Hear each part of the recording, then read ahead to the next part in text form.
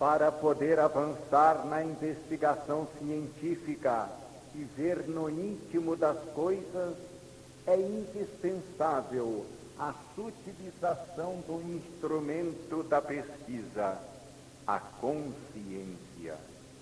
É necessário, portanto, introduzir na ciência, se quisermos avançar, não mais apenas microscópios e telescópios, raios e instrumentos, mas bondade de vida e retidão de intenções, como correntes positivas que pesam sobre o fenômeno.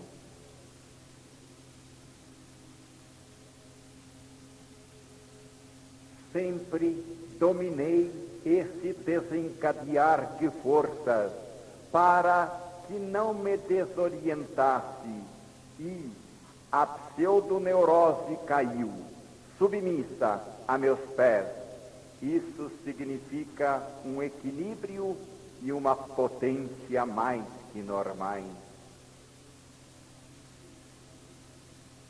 Daquela destruição de animalidade que decepa egoísmos, voracidades, paixões, renasci numa vida maior, numa juventude de espírito que jamais perece. Não confundamos tão levianamente o patológico com o supranormal.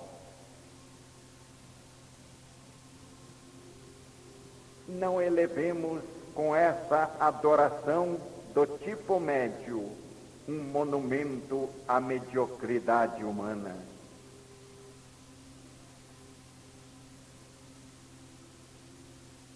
Aprendamos finalmente a vibrar numa paixão mais elevada, que não seja a do eterno comer e reproduzir-se, orgulhar-se e enriquecer. Quebremos de uma vez o ciclo em que se repete sempre a animalidade humana.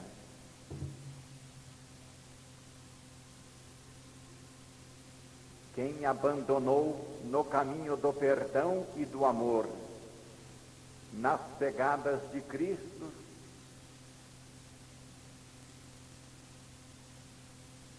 quem abandonou no caminho do perdão e do amor, nas pegadas de Cristo, seus ataques e defesas, não está por isso desarmado e sabe igualmente combater o seu combate. Ele tem o conhecimento e se move num oceano de luz. Quem atirou para longe de si as armas da luta humana, apodera-se de outras mais sutis e poderosas, de uma luta mais digna. Meu sofrimento provém do fato de o espírito, atingido certo nível, não saber e não poder mais adaptar-se a viver no cárcere sensório do organismo corporal. Quer evadir-se a cada instante de sua prisão, a prisão do ambiente terrestre. É trágico ouvir o cântico da grande pátria distante, invocá-la da terra do exílio e não poder atingi-la.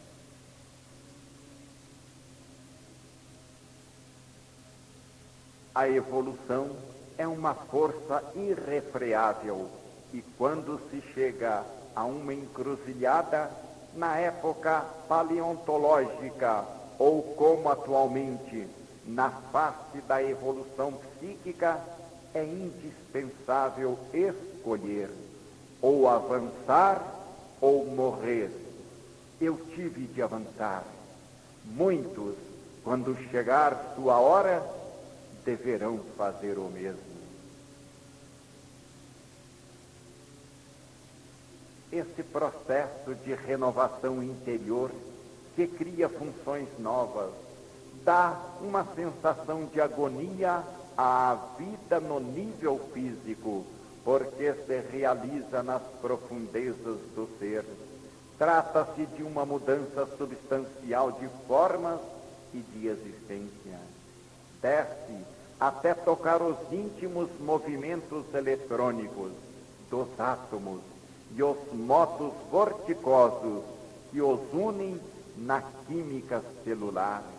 É verdadeiramente uma transmutação de órgãos e substâncias em outras de diversa composição química e diferente orientação atômica. A substância muda de forma no curso da evolução. É atingida até a alma de sua estrutura cinética.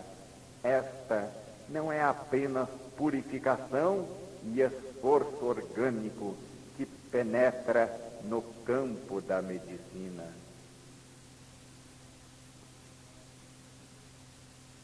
Pode algo estacionar no universo?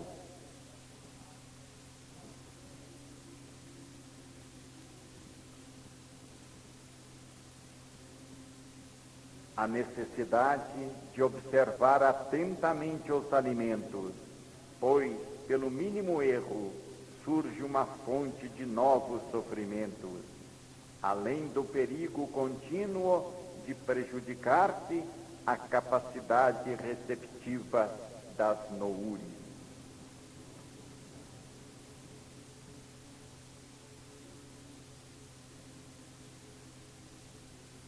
A verdadeira saúde é um regime. A medicina hoje, preponderantemente, é um desvio de princípios por escopo utilitário. Acrescentar ao recâmbio orgânico substâncias novas para corrigir excessos precedentes, adicionando uma ação violenta para corrigir a natural reação orgânica ao erro cometido anteriormente, é um absurdo. Seria necessário, ao invés disso, não fixar as causas maléficas e, quando elas produzissem efeito, pelo menos não flagelar ainda o organismo, mas dar-lhe tempo para digeri-las. Quando o trabalho da vida é quase exclusivamente psíquico, a alimentação deve ser adequada. Isso é lógico, e direi mais, dia por dia, conforme o trabalho a realizar, físico ou psíquico, a quantidade e a qualidade da alimentação devem mudar, proporcionando-se ao determinado trabalho. E se o trabalho é habitualmente sedentário e intelectual, o regime dietético deve ser também habitualmente vegetariano. A causa da vida, o seu motor, é o espírito. Quanto mais se é espírito, mais se domina a decadência senil e se sente que a morte não mata. Envelhece-se, então, na direção de uma juventude que é plena de força, porque é festa de espírito.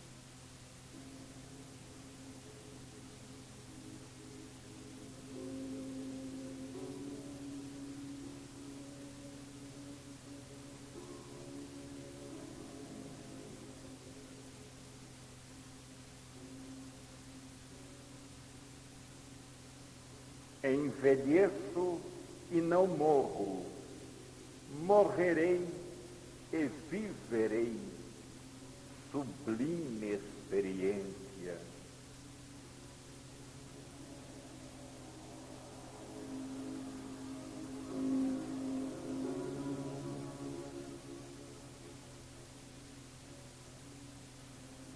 O gênio não é senão o antecipador que agita o archote do espírito no seio de uma triste normalidade.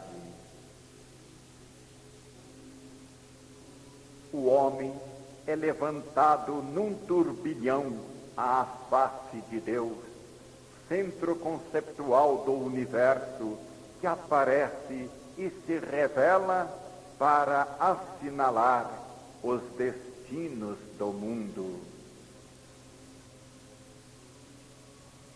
Se, no meu pobre caso, tive de falar em ascensão espiritual e purificação, quais condições de uma sintonização que não pode realizar-se senão por atividade?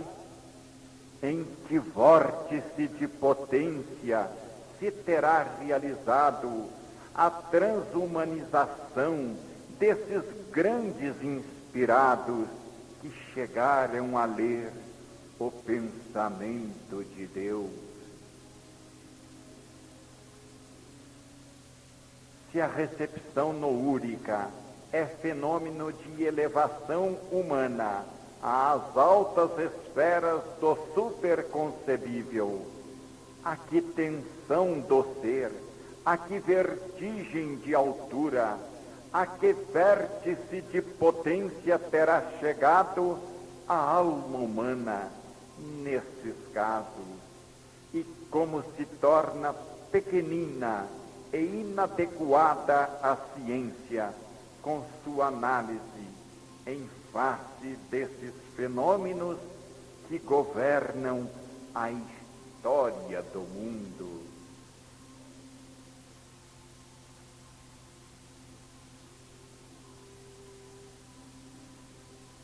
Diante dos grandes inspirados, desses gigantes que se moveram numa atmosfera de pensamento titânico, em face da potência dessas formas vivas do espírito que descem à terra para fundir-se na história, para dar o sopro da vida às civilizações e orientar o progresso do mundo.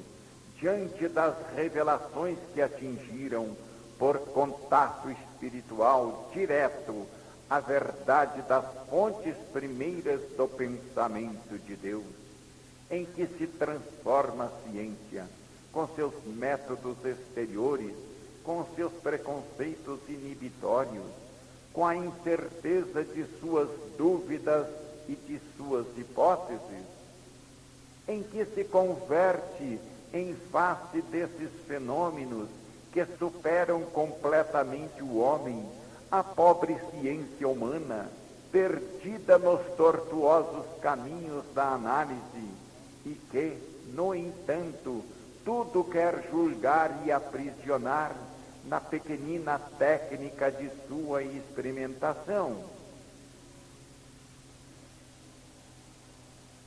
Nesses casos, as noures conduzem o homem a uma tão grande altura, ao longo das hierarquias que se elevam e convergem para a divindade, que o fenômeno já não se pode reduzir a um conceito científico, porque se realiza fora do mundo e de sua ciência.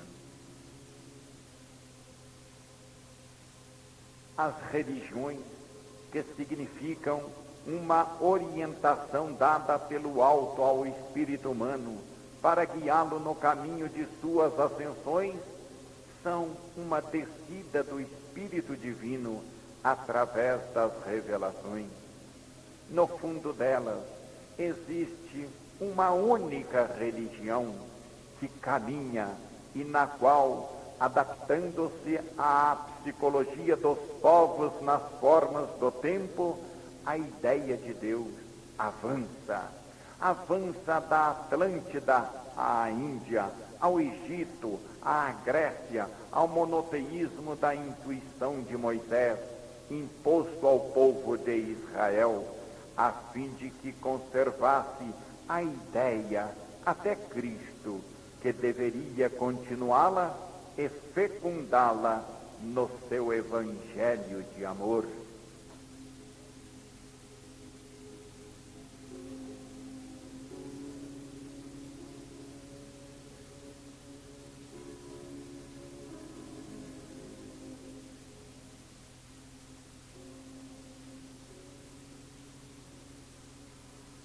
Todos os grandes criadores do pensamento humano atingiram por inspiração a mesma fonte única, expressando-a progressivamente, sempre mais perfeita. Krishna, Zoroastro, Hermes, Moisés, Buda, Orfeu, Pitágoras, até Cristo, que supera todos. A verdade é uma só. As aproximações humanas é que são diversas, sucessivas, proporcionadas ao progressivo desenvolvimento da evolução psíquica do homem.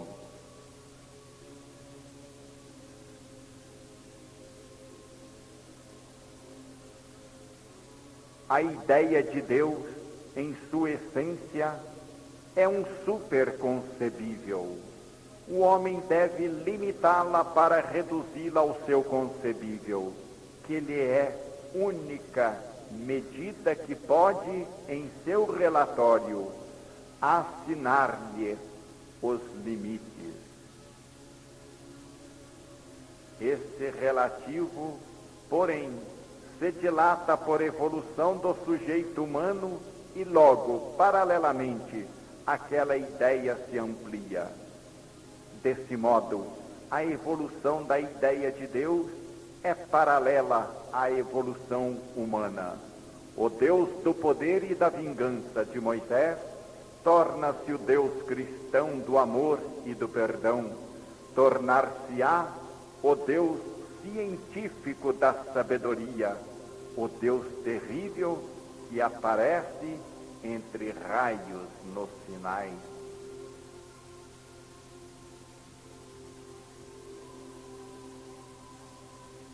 Hoje, a rude potência da revelação mosaica e a profunda bondade da revelação evangélica se continuam e se fundem na luz da racionalidade científica moderna, que também nos tem ensinado a pensar e que hoje atinge a hora de sua compreensão.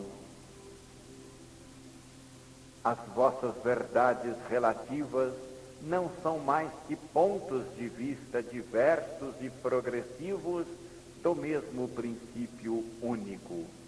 O porvir não está na exclusão recíproca, mas na coordenação das vossas aproximações da verdade. Há uma paralela ascensão do homem e de sua representação conceptual do centro e uma descida progressiva de verdade, por revelação, uma contínua purificação dos atributos humanos, daquele conceito, à medida que o próprio homem purifica os seus. Deus, verdadeiro centro dinâmico e conceptual do universo, conta de si através da revelação confiada a poucos escolhidos, aquele quantum que a criatura humana pode compreender, à proporção que vai crescendo. Dizer-lhe mais sobre um conceito sem limites seria inútil e perigoso. Devo falar a respeito de Deus, porque é justamente desse centro que desce a mais elevada noure. Assim, a divindade se avizinha sempre mais do homem, sempre mais viva e sensivelmente se torna real em seu coração, despejando-se pouco a pouco em todas as reduções impostas pela representação humana e fazendo-se sempre mais verdadeira, sempre mais transparente em sua essência ao espírito humano. Tudo isso é também um engrandecimento seu, porque a visão se torna vertiginosa, mas justamente por isso ela não é concedida senão gradativamente. A ideia de Deus é necessária ao homem, deve estar-lhe próxima para a sua vida, deve, para ser útil, proporcionar-se à sua compreensão e necessidade de ação. Deve, como representação, manter-se a uma justa distância que ilumine, sem cegar, que se revele e se esconda ao mesmo tempo. O grande conceito desce ao mundo por sucessivas aproximações.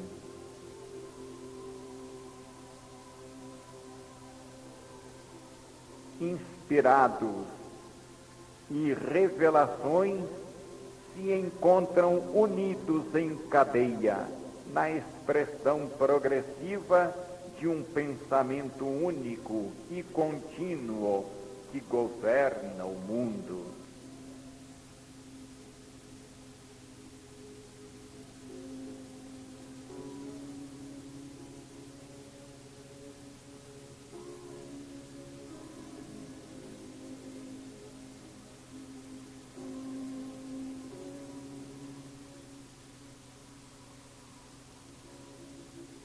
Existe uma grande noure que desce contínua através de diversos instrumentos, e é esta divina unidade de princípio que mantém a continuidade de pensamento através dos ciclos das várias civilizações, ciclos que se rompem e se reatam.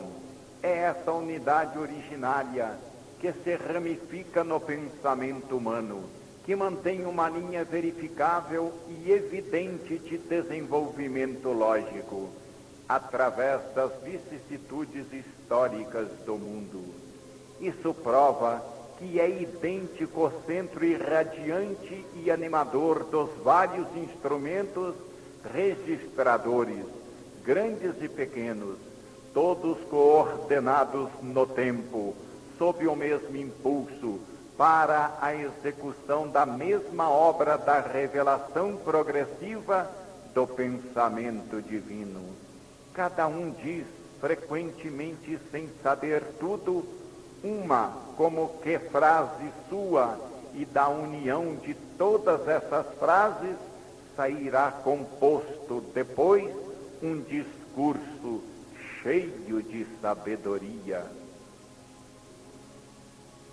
Moisés teve que imprimir com um ferrete de fogo na alma de seu povo a ideia de um Deus terrível, que para nós é absurda e repugnante, pois fomos acariciados pela piedade de Cristo.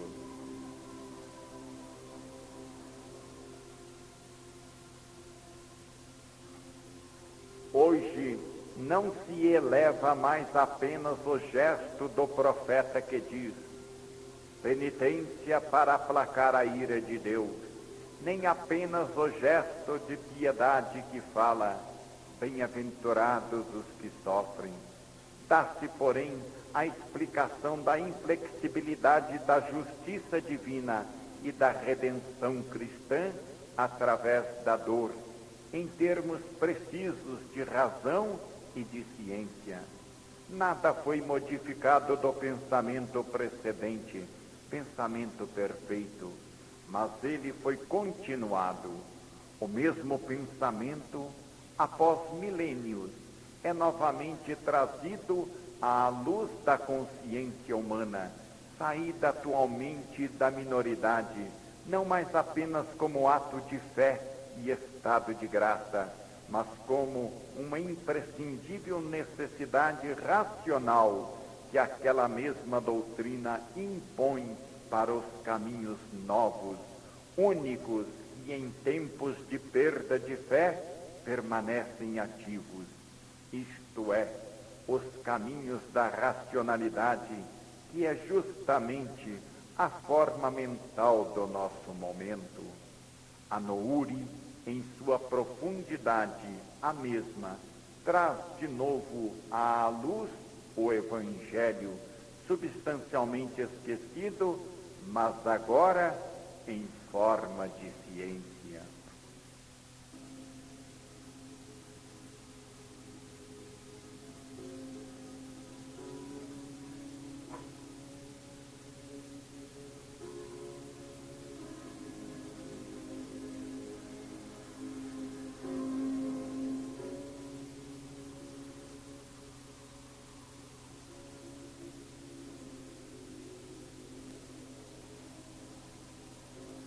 Para que a moderna concepção do saber não se extravie, ela é chamada às origens, fundida com as antiquíssimas intuições dos iniciados, utilizada no momento da maturidade espiritual, atingida como meio de divulgação dos mistérios, entre os quais já não é permitido hoje esconder a verdade. Unidade, diz hoje a grande Nouri, unidade de religiões e de ciência, descoberta de uma consciência unitária da humanidade em torno de um Deus único, ideia central que deverá salvar e dirigir o mundo na nova civilização do terceiro milênio. Assim, a ciência é recuperada totalmente com a síntese no ciclo evolutivo das revelações, para preparar, no seio da humanidade, a maturação de uma nova consciência cósmica. O momento histórico é grave, solene, rico de valores em decomposição e de germes em frenético desenvolvimento, como nos tempos messiânicos. Em meu estado de contínua percepção noúrica, sinto as correntes espirituais do mundo e tenho a sensação viva de iminentes e novas orientações do pensamento humano, que abaterão as resistências de todos os misoneísmos, e me entreguei completamente às forças do alto, a fim de lançar entre muitos uma semente que germinará.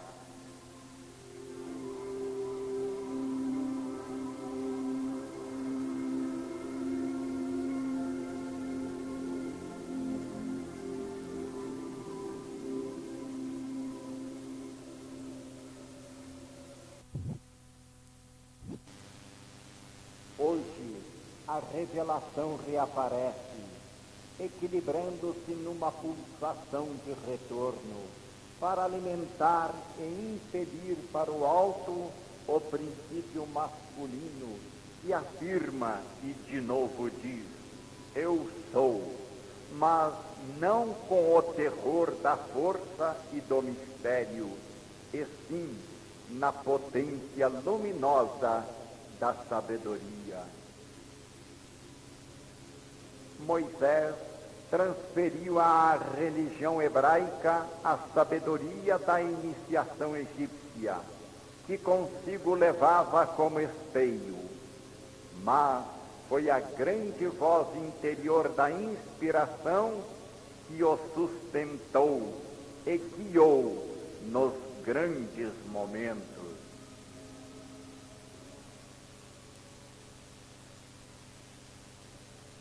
A inspiração se faz auditiva ou visual, conforme as disposições do ambiente, mas a corrente é uma só, embora assuma diferentes formas de vibração. A Bíblia é o mais vasto documento de recepção noúrica mundial, atingindo as mais elevadas fontes.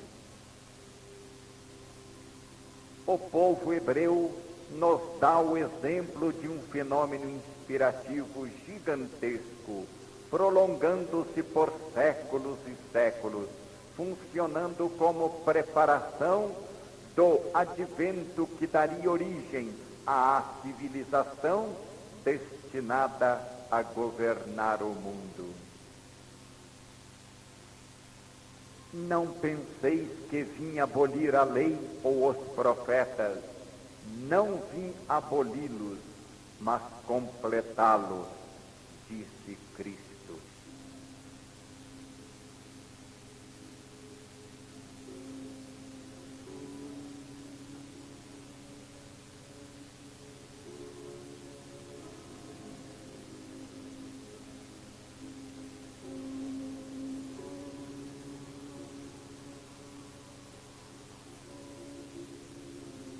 Tenho sentido em meus profundos estados inspirativos a proximidade de Cristo.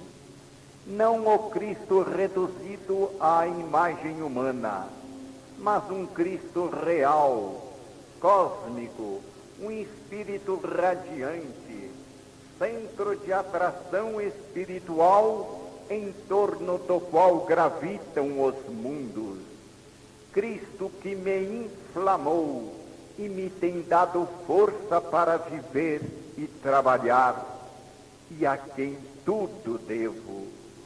Ele me atrai da vertigem dos céus, para as quais me arrasta de esfera em esfera, fustigando minha carne, para que eu possa aligeirar-me e subir numa visão de sabedoria e de bondade em que minha mente se perde.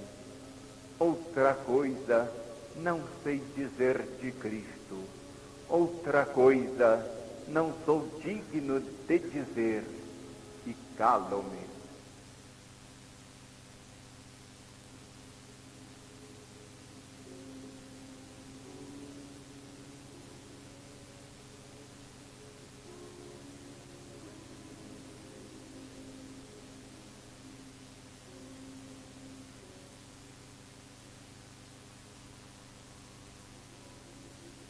Sinto que se aproximam para o mundo acontecimentos enormes e terríveis.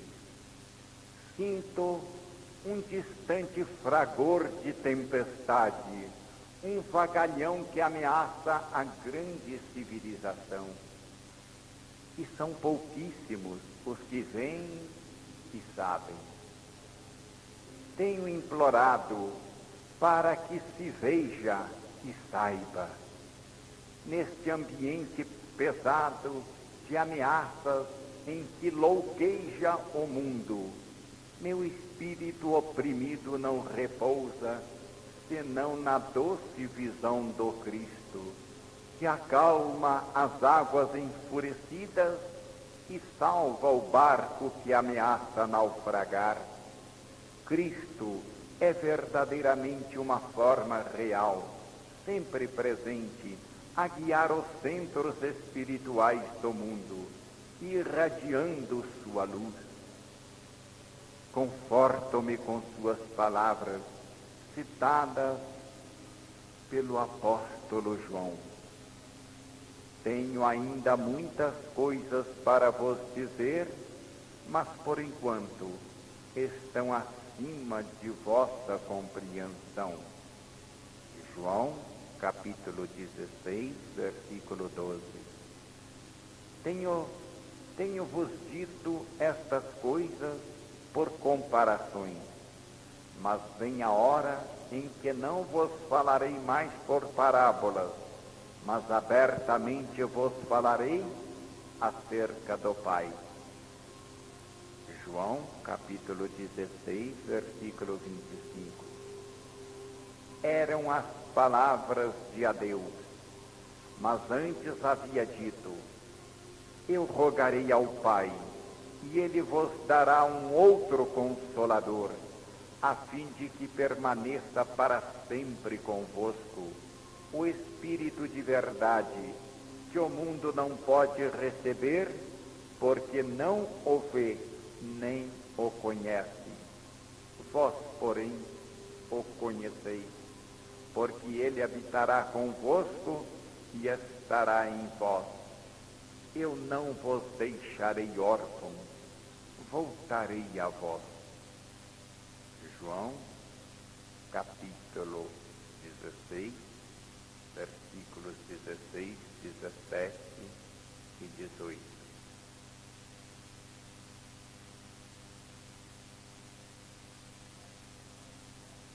Qual será o sinal dos tempos? O descobrimento completo dos mistérios que a revelação dá à mente humana, já amadurecida pela ciência. Porque, como já dissemos, a revelação é progressiva e proporcionada ao desenvolvimento da inteligência humana, e o Cristo está com ela sempre presente. É chegada a hora em que a mudança da civilização impõe um passo à frente na lenta e progressiva realização do reino de Deus na terra, de que o Evangelho não foi senão o anúncio, impõe sua atuação individual e a organização social na coletividade humana. O advento de Cristo à sociedade, a descida do Espírito da verdade, de amor, de justiça às instituições, à vida dos povos. O Pentecostes, outrora limitado aos escolhidos, se estende agora a todos os dignos pela bondade e maduros pelas forças intelectivas.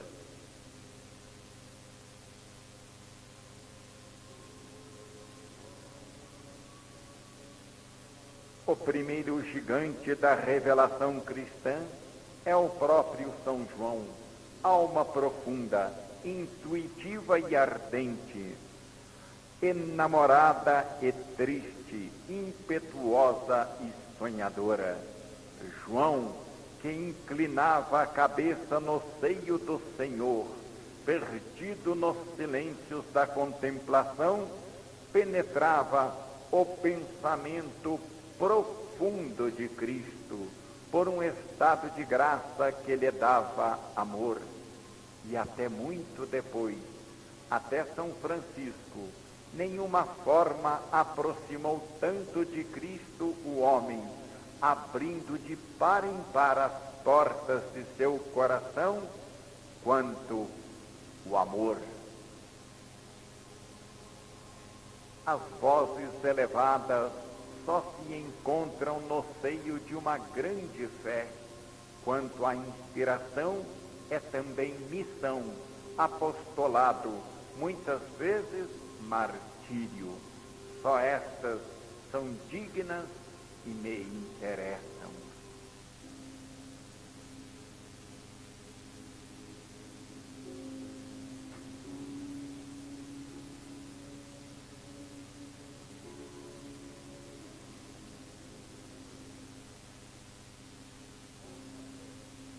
Desponta Francisco de Assis, qual diferente cantor de Deus, que já não é como o rude Moisés, nem o temperamental Isaías, ou o terrível Ezequiel, nem mesmo o apocalíptico João. Verdadeiramente, com o Cristo, o mundo do Espírito se transformará. A fé se dulcifica como o cântico de um poeta ou uma visão de artista, como se transmuta em beleza a própria verdade que se revela a um plano mais alto. Falo a respeito de forças reais, presentes e decisivas na evolução da civilização. As correntes puras não descem ao nosso plano para curiosidade científica, mas obedecem a equilíbrios profundos que as guiam para alimentar os valores espirituais do mundo quando estes vacilam. Diante de certas verdades elevadíssimas, muitas vezes é melhor sonhar, porque as descobre mais facilmente o poeta que o cientista. Deve fazer-se poeta para saber olhar o mundo com a ingenuidade de uma criança.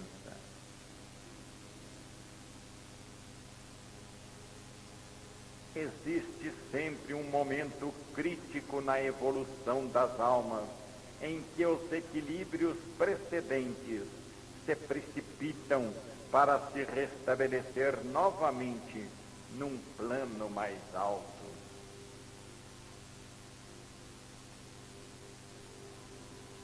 O despontar do estado inspirativo parece ser a nota fundamental do fenômeno da gênese mística. Sempre o encontramos ligado à aparição de estados morais de elevada perfeição. Cristo, que foi precedido por uma corrente que no profetismo hebraico o esperou, agora, no cristianismo, é seguido por uma corrente que o recorda e em que revive. Cristo é sempre, como para Francisco, o grande animador dessas vidas que se movimentam como uma emanação de sua força e seu pensamento.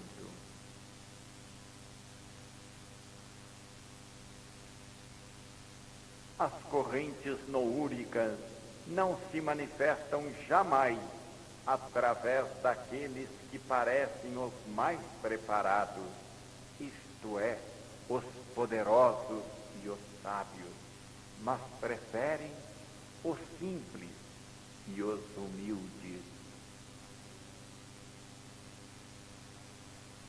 Existe na alma um senso de missão que justifica a dor, o esforço, a vida que anima e sustém o árduo trabalho do apostolado, que tudo guia ao plano da ação.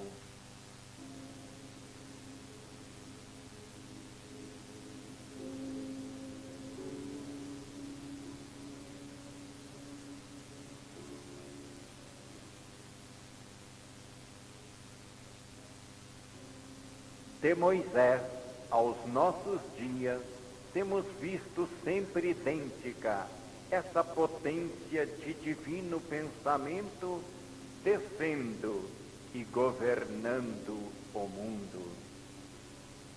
Sempre a mesma dor e a ciência de vencê-la num mundo mais elevado, que a mediania não vê.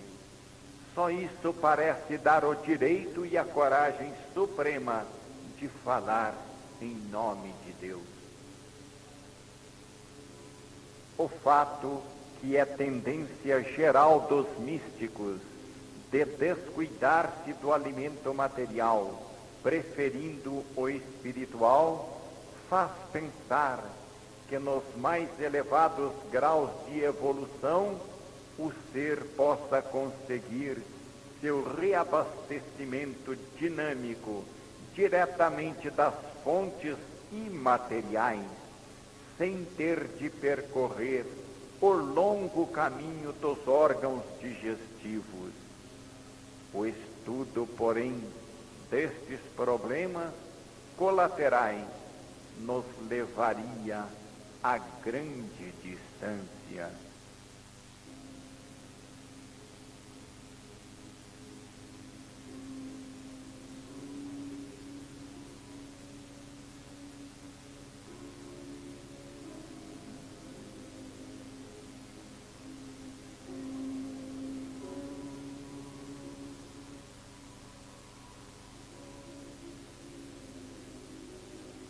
Uma ideia não poderá ser compreendida no seu século se este é surdo às ressonâncias que ela excita.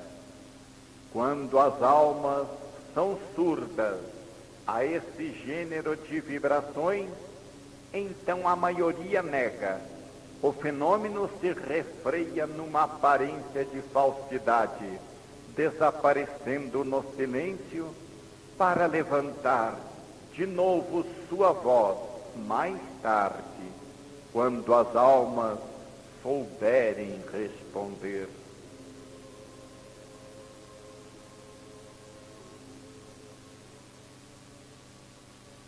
Quando os templos são surdos à compreensão, o fenômeno sabe esperar a época de sua ressonância, em que finalmente a vagarosa alma coletiva haja sabido atingir sua altitude, condição necessária para o contato da compreensão. O espírito só se aformoseia se é flagelado. Os contemporâneos, atentos às coisas próximas, em geral, veem pouco ou nada desses destinos de vanguarda.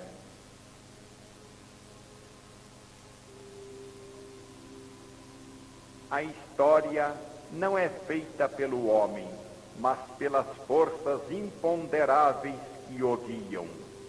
E elas intervêm de maneira evidente quando existe um grande motivo, e no caso que examinamos, urgia salvar uma civilização que, criada pelo alto foi sempre guiada e protegida.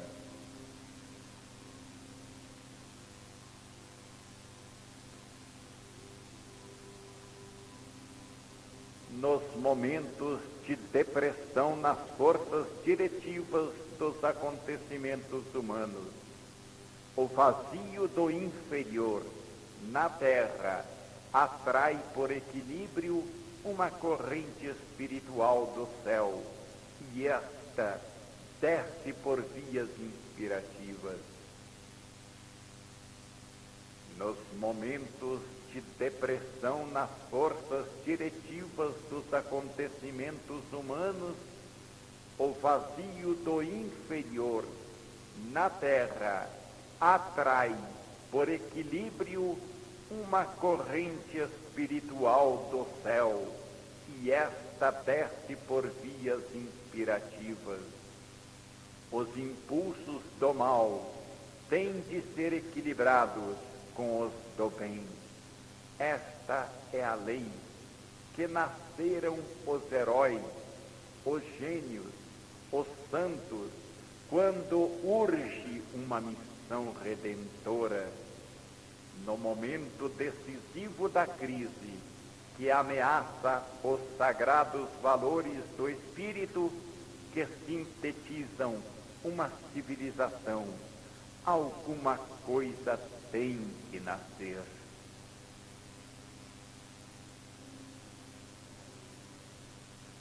Na história, entra em ação, nos momentos decisivos, a realidade do valor e não a aparência da posição social. Joana d'Arc caminha rápida, reta e seguramente, porque maneja as forças do bem, da justiça e da verdade. O espírito e o bem tudo governam, e Joana d'Arc os possuía ambos. Ela era uma chama viva, os outros um archote apagado. Eis o segredo de seu triunfo. Se Joana d'Arc obedece, é porque anteriormente discutiu, compreendeu, convenceu-se.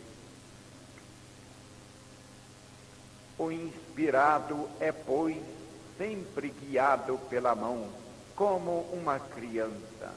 A missão é revelada aos poucos e a comunicação se limita ao mínimo necessário. Parece quase que as vozes amam escolher no silêncio o que a alma não teria força para aceitar, guiando-a docemente com o menor dispêndio possível de energias.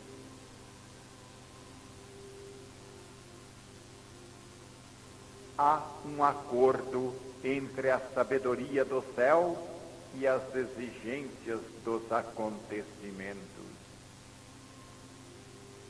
No fundo de todas as missões, Cristo a resplandecer, Cristo que atrai a si, na renúncia e no martírio, as almas eleitas. Somente quando a alma adquiriu a força de olhar face a face o martírio, é que as vozes falam mais claramente. Os níveis de consciência humana comum são baixos e os homens não sabem aliar-se senão por interesse, raramente por um ideal.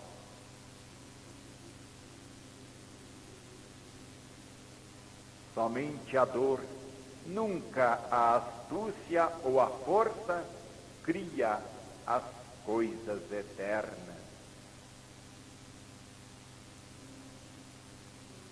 Quando são iniciados certos caminhos, não mais se pode retroceder. Muitas vezes é benéfica a ignorância das disposições do destino. Certas ilusões da alma são frequentemente necessárias para que ela afronte situações que a amedrontariam.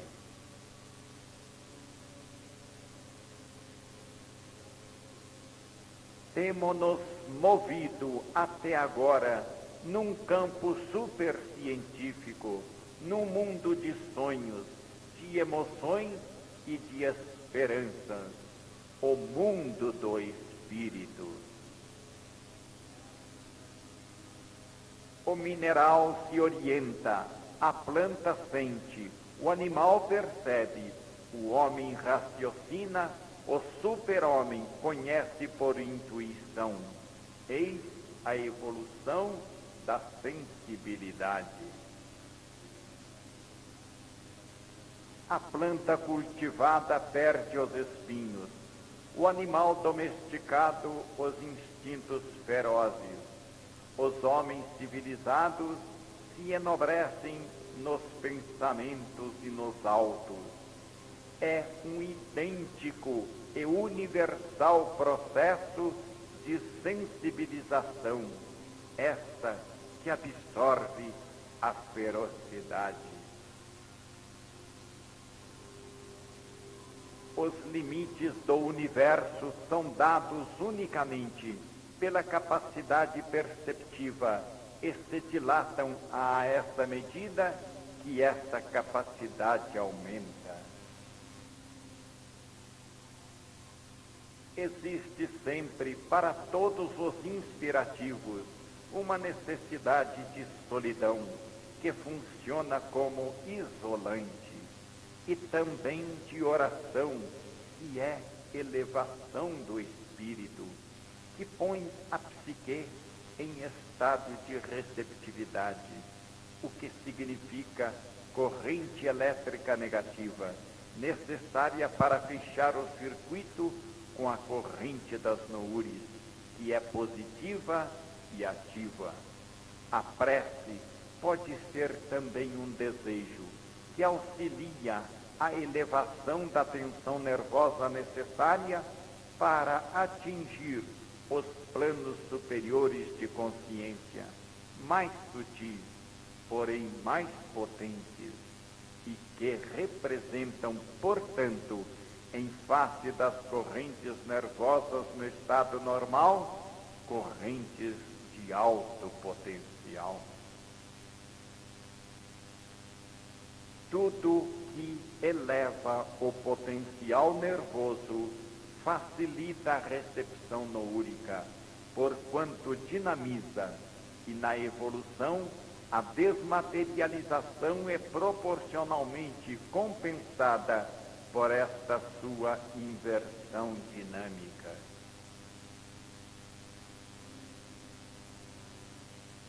Todos esses fenômenos noúricos, não obstante a diferenciação individual que os separa, encontram sua unidade na grande corrente central que se chama Deus.